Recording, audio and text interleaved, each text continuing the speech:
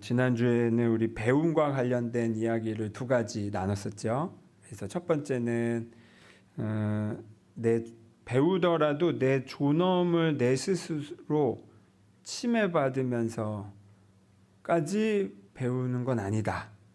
그러니까 내 스스로 나를 무시하면서까지 하지는 말고 존엄을 지키면서 배우는 거 하나.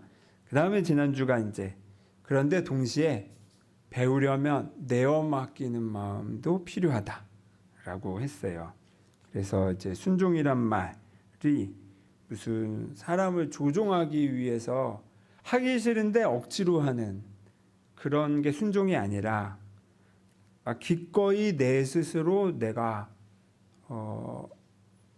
지금은 잘 안 되는데 저게 옳은 것인 줄 알기 때문에 그거에 한번 내가 지금은 다 이해가 되지 않아도 내어 맡겨보는 거.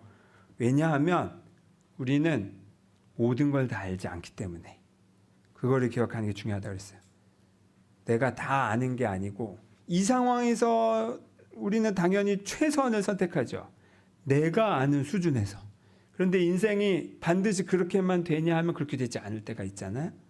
그때 우리는 이제 좌절하고 낙심하는데 오히려 그때 내가 최선을 다했음에도 불구하고 내가 계획한 대로 되지 않을 때는 그때는 내가 아는 것보다 더 좋은 거를 더 적합한 것을 하나님에게 따로 있나 보구나. 그러면 거기에 한번 맡겨보겠어. 이런 마음, 이런 내어 맡김이 중요하다. 그럴 때 비로소 배울 수 있다. 왜냐하면 우리는 100% 누구나 자기가 아는 선에서만 이해해요. 그건 당연한 말인데 이건 동시에 그래서 늘 갇혀 있다는 뜻이기도 해요. 내가 아는 걸 전부라고 생각하는 게 이미 우리의 습성임을 겸손하게 인정을 해야 된다는 거예요. 그리고 내가 아는 게 전부가 아니라는 것도 그래서 그 넘어가 있다는 거. 그거를 항상 기억해야 된다. 그러면서 제가 지난주에 이거를 제가 강조를 했나를 모르겠는데 이런 경우가 있어요. 그죠. 마지막에 제가 말씀드린 것 같네요. 애매할 때가 있잖아요. 이제 이게 옳은데 내 생각엔 하나님도 이걸 원하실 것 같은데 그런데 그렇게 되지 않는 상황 혹은 뭐가 하나님의 뜻인지 내가 생각엔 이게 맞는데 잘 모르겠는 상황. 이럴 때 우리 실수하고 싶진 않잖아요. 한 번에 바로 정답을 찾아가고 싶은데 그런데 그럴 때 그럼 어떻게 해야 될까? 우리는 그럼 스트레스 받죠. 하나님의 뜻을 해야 되는데 하나님의 뜻이 뭘까? 근데 그럴 때는 그런 상황조차도 하나님께 잘 모르겠으면 모르겠는 그 자체도 하나님께 맡겨봐라. 많은 경우는 뭘 해야 될지 모를 때는 많은 경우 뭘 해도 괜찮다는 뜻이구나 라는 거를 제가 배웠어요. 나는 막 특별히 특정한 무언가 정답이 있을 거라고 생각하는데 그만큼 내가 그걸 중요하게 생각하는 거죠. 그런데 하나님 입장에서는 상관없는 것인 경우도 많이 있을 수 있어요. 그렇게 중요한 핵심이 아니다. 그리고 또 혹여 중요한 이슈인데 내가 잘못 선택했을 경우에도 그래서 그럴 경우는 이제 수업료를 많이 내고 시행착오를 겪어서 실패를 경험한 다음에 돌아오는 일들이 있잖아요. 찾는 경우가 있잖아요. 그럴 때 하나님은 나의 그 실패마저도 나를 향한 하나님의 그 커리큘럼을 그 즉시 새로 짜신다. 그래서 그 실패조차도 배움의 도구로 이렇게 하신다. 그리고 우리가 그냥 그것만 잘 알아차리면 돼요. 굳이 너무 오랫동안 죄책감에 휩싸일 필요가 없어요.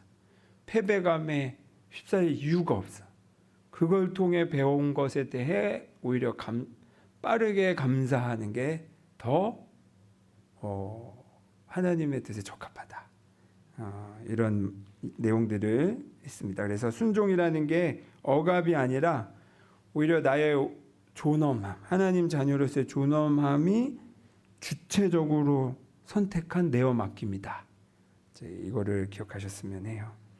오늘은 또 약간 비슷한 내용이기도 한데 실용적인 내용을 여러분과 이제 나누고 싶습니다. 뭐냐면 살다 보면 이상하게 같은 문제가 반복되는 경우가 있어요. 그러면 여러분 떠오르는 게 있으시죠? 그 문제가 한 번이 아니라 여러 번 반복되는 패턴이 비슷한 패턴이 같은 문제들이 있어요. 반복돼서 내가 자꾸 경험하게 되는 거. 감 잡기 쉽게 제가 구체적인 상황들을 생각나는 대로 그냥 한번 나열해 봤어요. 이런 경우도 있어요. 내가 한 잘못이 아닌데 억울하게 내가 그 항의를 받는, 내가 그 잘못을 마치 뒤집어 쓴 것 같은 억울한 상황들.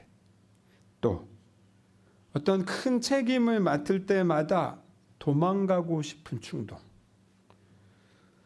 또 나를 함부로 대하거나 나를 이용하려고 접근하는 사람들이 자꾸 반복되는 거.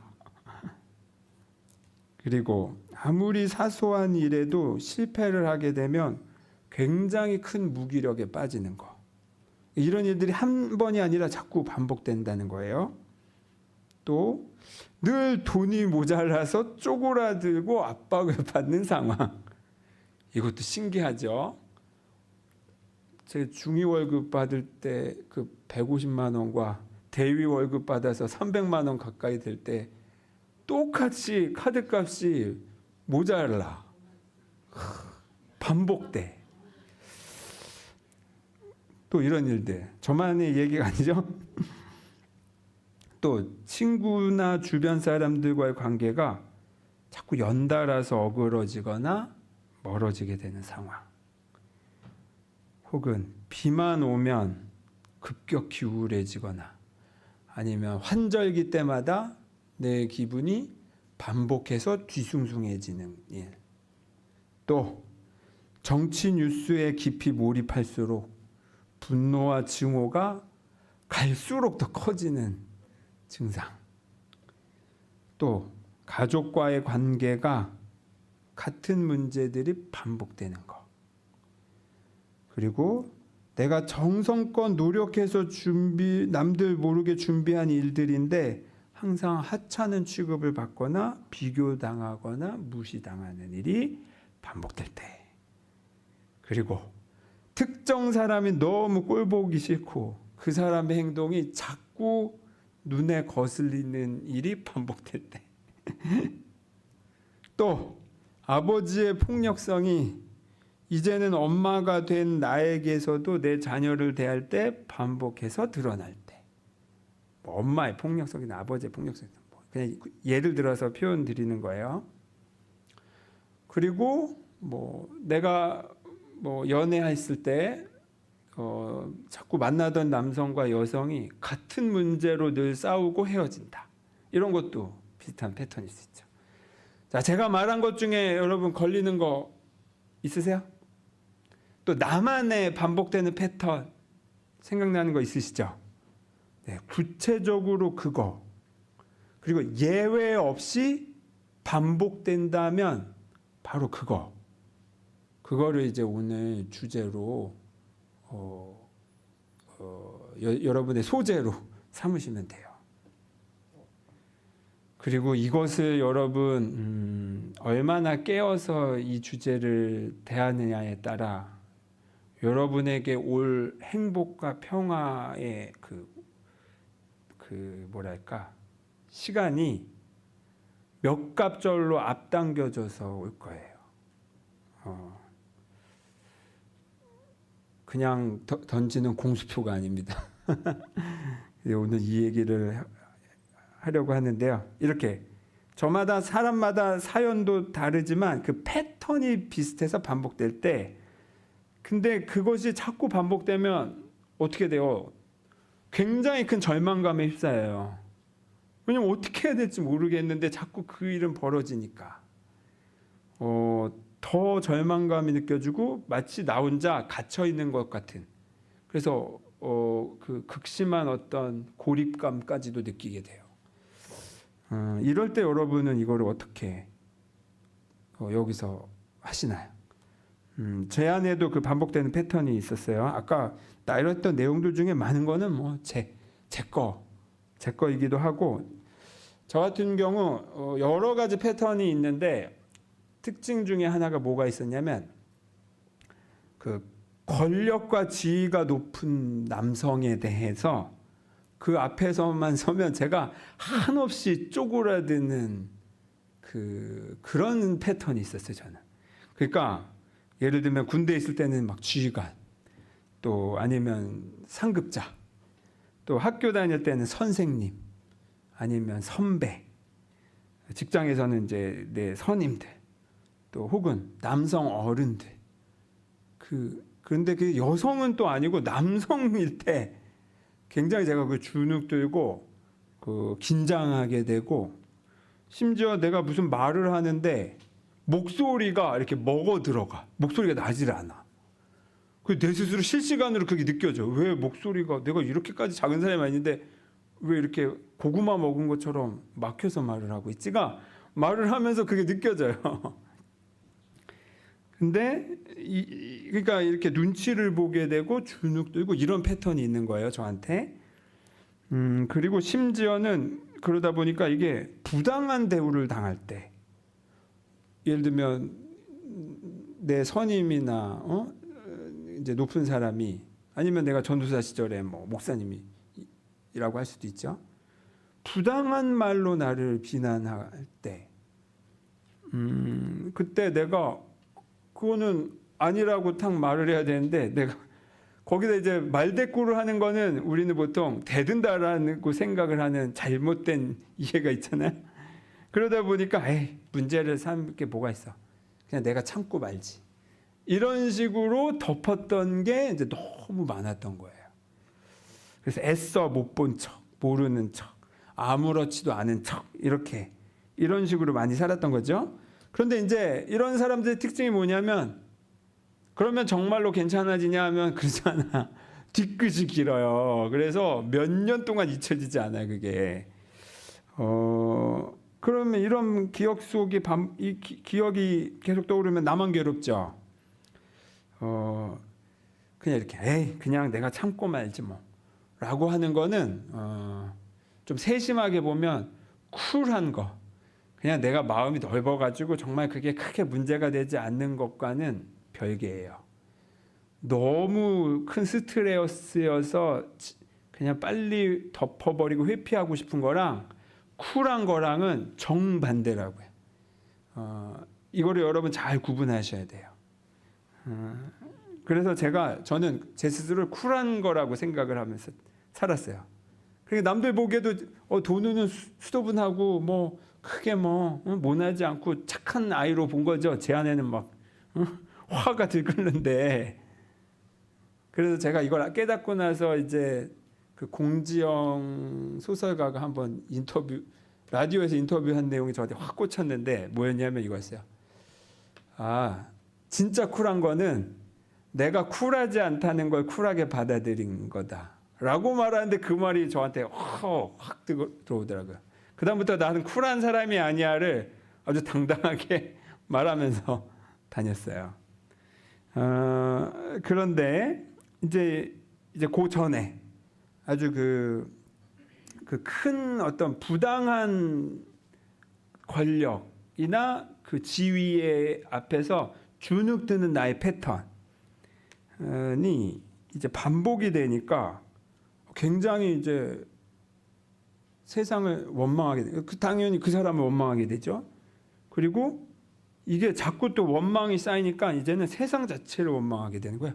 세상 자체가 이렇고, 세상 자체가 안전하지가 않고, 세상 자체가 막 다 이런 나를 착취하고 아주 그냥 인격 말종인 사람들만 이렇게 사는 것 같고 막 이런 식으로 세상을 내가 대하게 되는 거예요.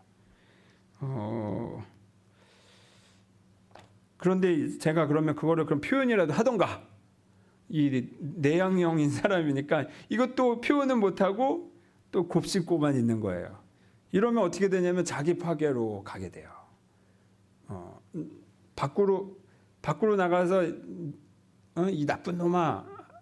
근데 이게 좀 더 나가면 이제 남을 비난하는 방식으로, 남을 파괴하는 방식으로 가는데, 이게 건강하게 해소되지 않으면 자기를 파괴하는 방식으로, 아예 내가 그냥 사라지면 되지 뭐, 이런 생각으로 가게 돼 있어요. 그러니까 메커니즘이 무조건 이렇게 돼 있어요. 건강하게 그걸 풀지 않으면 남을 다치게 하거나 나를 다치게 하는 거예요.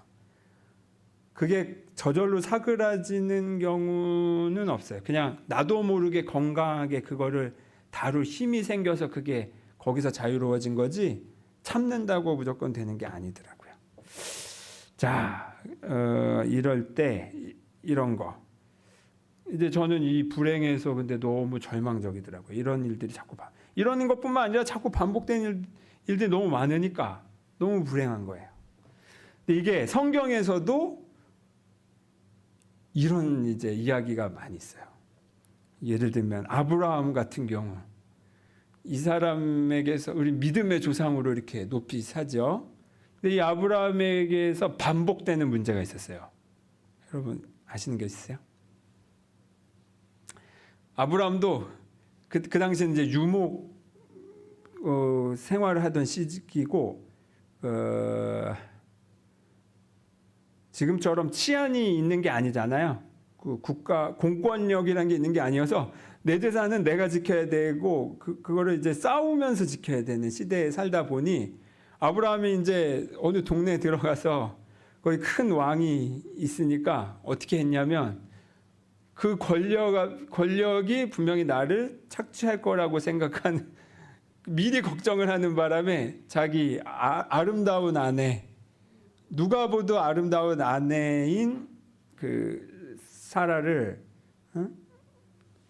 자기 누이라고 속이고 그 왕의 아내로 이렇게 그냥 넘기는 일을 한 번도 아니고 두 번이나 해요. 지금 같았으면 이런 인간 말종이나 이렇게 생각할 행동을 한 거죠.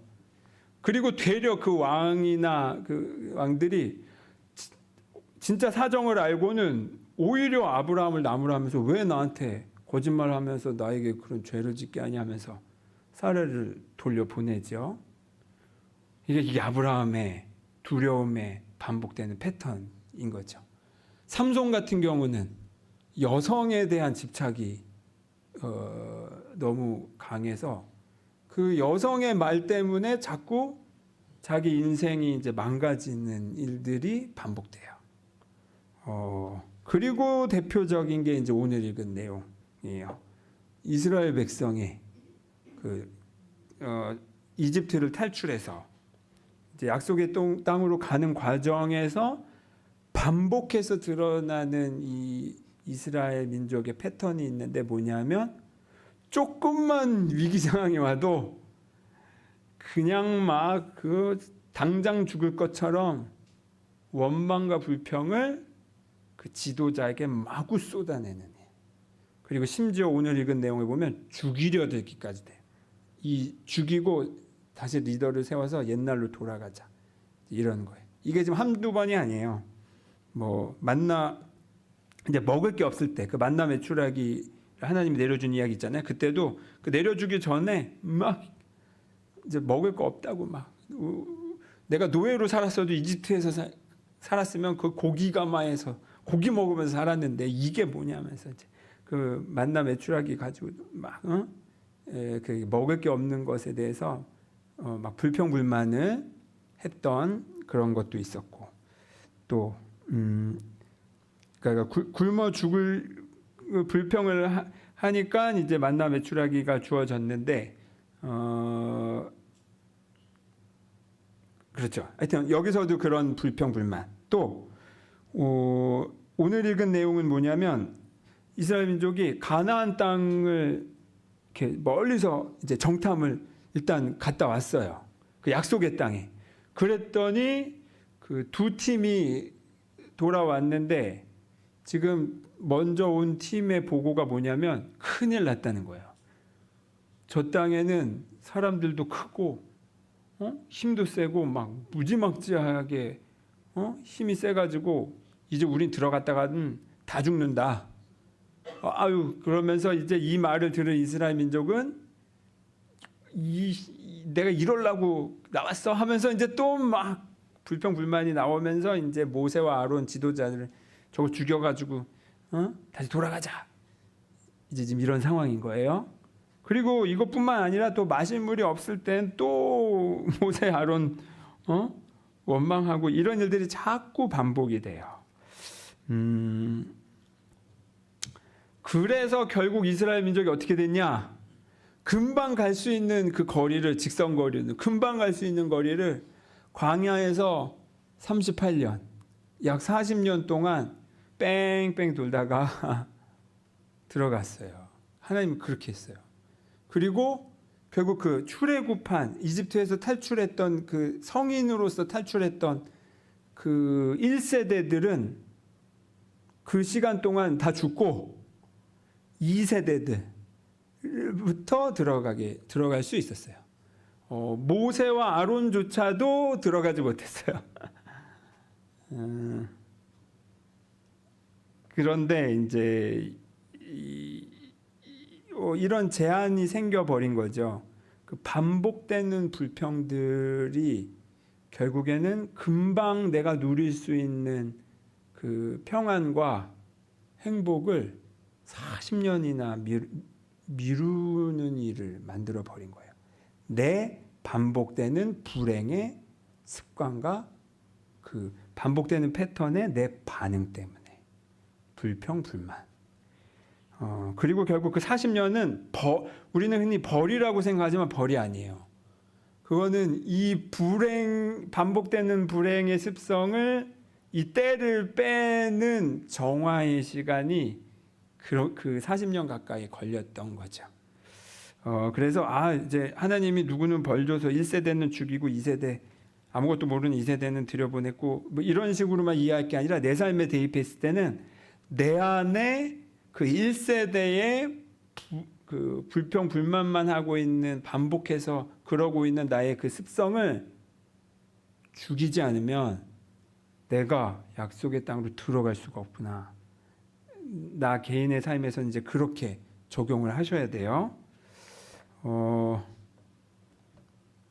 결국에는 이 불평의 반복 그리고 내 인생에 그 반복돼서 일어나는 그 불행의 패턴에 내가 늘 대부분 여러분 어떻게 반응하시나요? 원망이 올라오죠. 그렇잖아요. 그 대부분은 여러분이 잘못한 게 아닐 거예요, 아마. 상황이 그렇게 벌어진 건데, 그런데 자꾸 예를 들면 나를 괴롭게 하는 상황과 사람들이 자꾸 나타나거나, 자꾸 그 일들이 반복될 때, 원망을 하게 되잖아요. 그런데 이 원망이 오히려 해결책을 찾는데, 출구를 찾는데 실은 방해를 하고 있다. 이제 이겁니다. 저의 경우에는 이제 어떻게 해결했는가? 크게 보자면 내가 하나님의 자녀다. 늘 저는 이걸로 돌아오죠.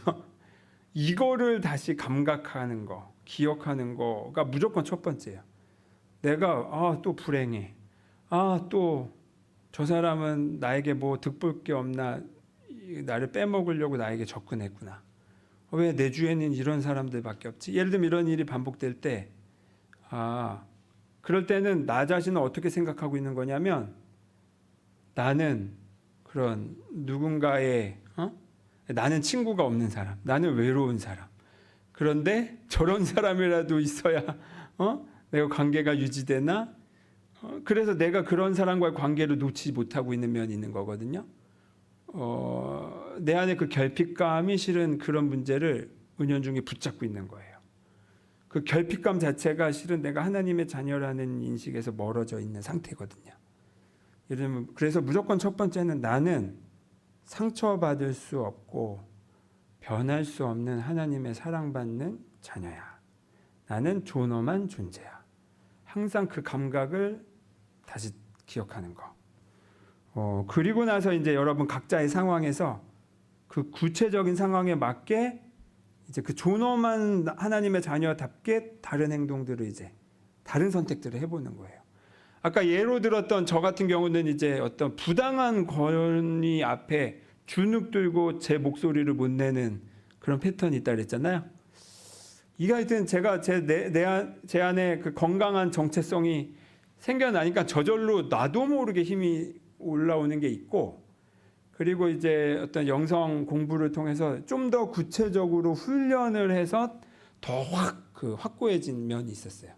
근데 그 훈련을 하기도 전에도 이미 제 안에 이 힘이 올라오니까, 예를 들면 이제 한번 이런 일이 있었어요. 이렇게 이마트에서 이제 장을 보고 차를 딱 다 탔는데 옆에 택시가 주차를 하더니 택시가 문을 확 여는데 그 좁잖아요, 우리나라는. 그 너무 답답한데 문을 열는데 그냥 냅다 확 열어버리면서 저희 차가 그냥 쾅 흔들릴 정도로 이렇게 문콕을 당했어요. 아, 이거는 100% 흠집이 났어. 근데 옛날 같았으면 그냥 내가 참지 뭐 이러고 넘어갔어요. 왜냐하면 그 사람과 얼굴 붉히는 상황 자체를 내가 마주하고 싶지 않은 거야. 그런 상황 자체가 내가 부담스러워. 그런데 이제 그날은 저도 이제 이런 처음인 거죠. 내가 어떻게 하나 나도 그때 처음 봤어요. 그 기사분이 그냥 가시더라고요. 그래서 제가 내려서 선생님 잠깐 와보세요 하고 제가 차에 이제 자초지 설명을 쫙 했죠. 차에 앉는데 그렇게 문을 세게 여시면 어떡하냐. 보시라, 흠집이 났지 않습니까? 근데 이분은 이제 또 뻔한 거를 또 막 거짓말로 둘러대고 계세요. 그래서 정확히 그분의 문을 열어서 흠집을 확인시켜 드린 다음에 선생님 잘못이 맞습니다. 그리고 다음부터는 조심해 주세요. 그리고 그것에 대해서 이제 무슨 보상을 더 요구하진 않았어요. 굳이 그거를 나는 원했던 건 아니에요. 그리고 그냥 정확하게 그렇게 표현을 했죠. 그때 그 시기쯤부터 제가 이런 일들이 있으면 여러분 성격 같았으면 그냥 지나칠 수도 있는 일들을 굳이 저는 찾아서 굳이 멈춰가지고 그 사람과의 이거를 명확히 따지는 거를 일부러 제가 했어요. 그 사람을 비난하기 위해서 한 게 아니라 제 안에 일부러 그런 힘을 길러본 거죠. 근데 이제 저 같은 경우는 제가 그런 걸 표현을 잘 못하니까 반대로 표현해보는 연습을 한 거고, 다만 근데 평소에 필터 없이 표현하는 분들은 이제 그분들에게 있어서 연습은 오히려 표현을 하지만 내 감정을 멈추고 정확하게 정중하게 표현하는 연습이 그때는 필요하겠죠. 그건 이제 여러분 상황에 맞는 연습이 필요한 거예요. 내 존엄의 자리에서 정확하게 표현하는 거. 이런 일들이 그다음부터는 또 자꾸 몇 번 있더라고요. 주로 저는 택시 기사님들과 뭔가 사건 사고가 많았네. 그래서 아무튼 하여튼 부당한 얘기, 목소리를 높이길래 저도 한번 목소리를 높인다든가 등등등. 근데 너무 만약에 욕을 했으면은 그다음부터 싸움으로 가는 건데, 제가 너무 정확하게 콕 집어서 문제만 딱 지적을 하니까 상대방도 바로 거기에 더 할 말이 없으니까, 사람은 자기 잘못을 알고 있거든요. 정확하게 그것만 지적당하면 거기에서 더 못해요. 깨갱하는 게 있어요. 오히려 더 선을 넘어서 표현해버릴 때 불필요한 싸움으로 번지는 거지. 이제 이런 식으로 저는 이제 이런 연습들을 좀 해봤어요. 이거는 그 사람이 잘못을 한 거를 그 사람에게 책임을 물었다 이런 뜻에서 드린 게 아니라, 자꾸 누군가 나를 침범하는 일, 나를 이렇게 내 것에 흠집을 내는 일들이 반복될 때, 왜 세상 사람들 저렇게 무례하고 저렇게 문 함부로 열어서 저러고 또 뺑소니처럼 도망가고 있고 막 이런 누구 탓이고 세상이 무례하고 이것만 내가 하고 있었단 말이죠. 그런데 진짜 문제는 뭐였냐면 그런 부당한 것에 대해서 내가 내 삶을 책임 있게 목소리를 내지 않았던 나의 책임은 내가 보지 못했던 거예요. 그리고 이거는 내 책임을 내가 안 하고 있으니까 남 탓만 하고 있었던 거구나. 예를 들면 이거를 깨달은 거죠. 근데 이게 또 중요한 것 중에 하나예요. 문제가 반복될 때, 그런데 그게 계속 원망으로만 내가 반응하고 있을 때는 그 상황이 다 이해되진 않더라도 실은 내 몫을 내가 회피하고 있을 때 그 문제도 반복되고 내 반응도 원망으로만 반복되고 있을 거예요. 이게 공식이에요. 공식. 그러니까 반대로 그러면 그렇게 내 삶에서 그 특정 이슈가 반복해서 자꾸 그 문제가 벌어질 때, 그리고 나도 반복해서 원망으로만 그 일을 대할 때는 역으로 생각하는 거죠. 오늘 설교 제목처럼 같은 불행이 반복될 때는 무엇이 시작됐다? 수업이 시작됐음을 알아야 된다. 무슨 수업입니까? 인생 수업입니다. 인생 수업. 내가 성숙하는 내 존엄한 존재로서 내가 이 세상을 대하는 수업이 실질적으로 시작됐다는 거예요. 그런데 내가 계속 그 수업을 거부하고 있으니까 그러면 어떻게 돼요? 유급하는 거예요. 다시 덧셈 뺄셈 배울 때까지 곱셈 나눗셈 못 가는 거예요. 덧셈 뺄셈을 배울 수밖에 없는 상황이 자꾸 반복되는 거라고요. 그런데 그거를 나는 알아차리지는 못하고 계속 세상 탓, 그다음에 남을 원망하는 걸로만 하고 있었던 거죠. 그래서는 내가 배우지도 못할 뿐더러 상황이 나아지지도 않고 더 불행해진다. 여러분의 인생에 반복되는 불행들을 진지하게 살펴보세요. 그리고 그것을 가볍게 웃어넘기지 마세요. 그게 심각한 문제라는 뜻이 아니에요. 내 할 몫을 내가 회피하고 있지는 않나? 내가 받아야 할 수업을 내가 지금 놓치고 있지는 않나? 이렇게 물어보는 거예요. 그래서 이럴 때 이제 제가 여러분에게 적용할 수 있는 그 예시로 요거 반대쪽에 요거를 적어봤습니다. 그래서 첫 번째 우리 한번 읽어볼까요? 그 까만색 굵은 글씨만 1번 시작. 내가 보는 이 상황은 전부가 아닙니다. 나는 모르지만 성령은 잘 아십니다. 이 말을 먼저 해보시기를 권해드려요. 왜 그러냐면 지금 같은 일들이 반복되고 있다는 건 내가 아는 선에서는 지금 해결책이 없는 거예요. 그런데 아직도 나는 내가 아는 것 안에서만 이 상황을 바라보는 것을 고집하고 있어요.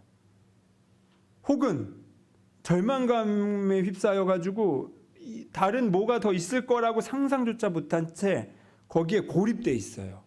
이게 기본적인 우리의 그 반복되는 문제를 마주하는 우리의 기본 마음 상태예요. 대부분. 그렇기 때문에 이 말을 먼저 해보자는 거예요. 이 말을 하면 우리 지난주에도 했잖아요. 내가 다 아는 게 아니다. 그리고 성령님은 아신다. 그러니까 반복되는 이 패턴을 내가 아는 대로 이제 하지 말고 한번 내가 안 해봤던 방법, 내가 몰랐지만 성령이 아시는 방법에 가슴을 한번 열어보자. 이런 거예요. 그래서 절망에 갇히지 않고 한 발 떨어져 바라본다라고 써있죠. 2번 같이 읽어보겠습니다. 시작. 하나님, 제가 알아야 할 것을 알게 하시고 배워야 할 것을 배우게 하소서. 그리하여 하나님의 평화로 돌아가게 하소서. 네. 이 기도 말을 하고 가만히 한번 있어 보세요. 어떤 지혜가 떠오를 때까지 한번 기다려 보세요. 안 떠올라도 그냥 그런 시간을 한번 귀를 기울인 시간을 한번 가져보세요. 그런데 그러려면 원망의 마음이 가득 쌓여 있으면 지혜가 오지 않아. 그 억울하더라도 잠깐 이 감정 자체는 옆으로 치워놓고, 안 억울하다는 게 아니에요. 그건 그것대로 어찌 보면 위로받을 필요도 있어요. 그런데 그 감정에만 휩싸여 있으면 성령이 주시는 지혜가 내가 그걸 알아차리지 못해. 원망이 가득 차 있기 때문에. 그래서 이거 겸손하게 내 마음의 문을 열고 제가 배워야 할 것을 배우게 도와주세요. 생각나게 해주세요. 라고 성령께 요청을 하는 겁니다. 이런 말이야 뭐 누가 못해. 그래가지고 나아지겠어요? 라고 안 믿어지실 수도 있어요. 저도 아마 옛날 같았으면 그냥 좋은 말이네. 근데 뭐 이래가지고 될 거면 뭐 진작 됐겠지. 라는 마음으로 되게 오랜 시간 그런 식으로 돼 있는데 요즘에는 아니에요. 이거 때마다 진짜 단 하루만이라도 그날 올라오는 모든 원망에 대해서 이렇게 그날 하루만이라도 해보세요. 달라. 우리는 생각보다 안 해요. 왜 안 할까? 기억나지 않기 때문에. 그래서 제가 일부러 뽑아드렸어요, 여러분. 어디 붙이시라고. 자꾸 봐야 기억나고 기억나야 적용할 수 있거든요. 결국 여러분, 내가 받아야 할 수업은 남이 대신 배울 수 없다. 도와줄 수는 있어요. 더 효율적으로 더 빨리 이걸 배울 수 있게 도와줄 수는 있어요. 지금 저도 이 설교를 통해서 여러분에게 도와주는 역할을 하는 거죠. 하지만 배움 자체, 습득되는 그 자체를 대신해 줄 수는 없어요. 아무도. 예수님이 와도 그건 대신해 줄 수 없어요. 그거는 온전히 내 몫이에요. 그리고 그거는 시간도 필요할 수 있어요. 습득하는 데는. 그리고 그 시간을 기꺼이 내어 맡기면서 훈련해 보시기를 권해드리는 거예요. 이제 중요한 포인트는 이겁니다. 원망 자체가 나쁘다는 뜻이 아니에요. 그런데 원망에만 휩싸여 있으면 하나님이 주실 지혜는 듣지 못한다. 그렇기 때문에 이렇게 내가 알고 있고 믿고 있고 하는 게, 보고 있는 게 전부가 아닐 수 있다. 그리고 성령이 나보다 더 잘 아신다. 그래서 하나님께 기도하면서 내가 알아야 할 거, 배워야 할 거를 배우게 해달라고 청하는 거. 그렇게 하는 것이 중요합니다. 여러분, 하나님께 벌을 받아서 이 이스라엘 민족이 가나안 땅에 못 들어가는 게 아니에요. 스스로 들어가기를 거부하고 있는 거라는 거예요. 원망의 마음 상태가 바로 그렇습니다. 그런데 이후에 뒤늦게 온 여호수아와 갈렙, 정탐꾼으로 갔던 두 번째 그룹은 돌아와서는 정반대 얘기를 하죠. 거기서 하나님이 왜 약속의 땅이라고 하셨는지를 하나님의 관점에서 같은 상황을 보더라도 여호수아와 갈렙은 하나님의 관점에서 그 상황을 봤어요. 희망을 보고 풍요를 봤어요. 그리고 그게 바로 하나님이 우리에게 주신 것이고 내가 누려 마땅한 것이라고 받아들였어요. 그런데 원망의 눈으로는 그거는 하나님이 벌 줘서 못 들어가는 게 아니라 내가 그 평화로 그 행복으로 들어가기를 내 스스로 지금 막고 있다는 거. 내 인생의 불행의 가장 큰 원인이 실은 내 자신일 수 있다는 거를 한번 이렇게 한 발짝 떨어져서 보셔야 되는 겁니다. 많은 경우가 사실 이렇게 배워요. 우리 인생의 신앙의 성숙은 많은 부분 바로 요거를 통해 일어나요. 이건 이제 이번 생은 틀렸어 라고 생각했던 그 문제, 지금 하나님은 바로 거기에 관심 있어 하세요.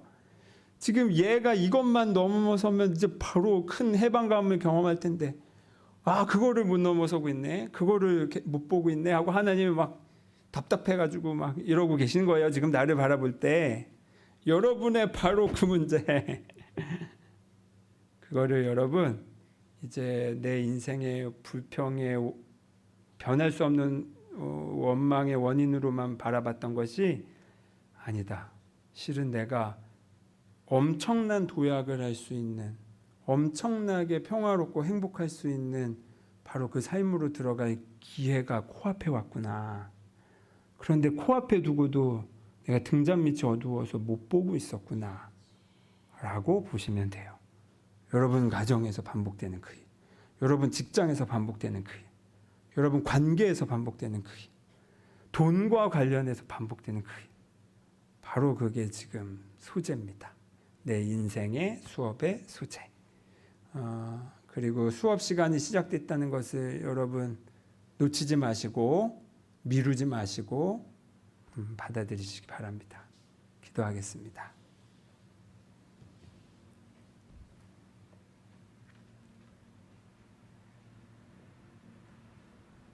주님, 우리의 육신이 연약해서 또 우리의 마음이 참으로 갈대와 같아서 아직도 우리의 불행의 패턴에 우리가 갇혀 있는 경우가 많이 있습니다. 원망스럽고 남 탓하고 세상을 탓해 왔지만 실은 내 몫의 책임을 내가 회피하고 있지는 않았는지 이 시간 이 말씀을 통해 나 자신에게 되물어 봅니다. 우리에게 용기를 주시고 맑은 눈을 주시고 또 여유로운 마음을 주셔서 우리가 알아야 할 것을 알게 하시고 배워야 할 것을 배우도록 인도해 주십시오. 그리하여 예수님께서 말씀하신 그 완전한 평화에 우리가 오늘도 한 걸음 더 다가가는 그런 놀라운 기적을 경험하게 도와주십시오. 예수 그리스도의 이름으로 기도드립니다. 아멘. 봉헌 찬송 드리면서 준비한 예물